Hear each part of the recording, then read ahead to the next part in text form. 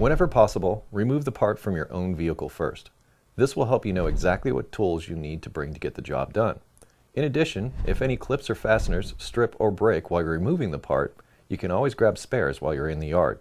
AC compressor and tensioner removal on a 1996 Honda Civic.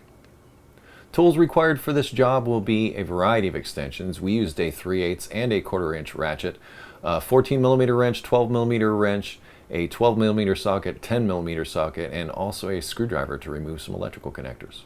We also used a crescent wrench and a pair of channel locks on the upper AC lines. First, start by loosening the 14mm fastener holding the front of the tensioner on. You can then loosen the 10mm bolt that puts tension on the assembly.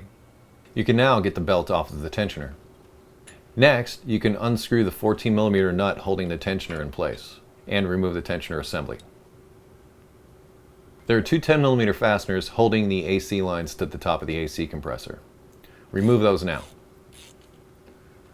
Once both fasteners are removed, you can then remove the AC lines. To make for more working room, we removed the upper parts of the AC lines as well. Next, disconnect the electrical connector for the AC compressor clutch. It may be clipped to the condenser fan. Then remove the four 12mm fasteners holding the AC compressor to the engine block.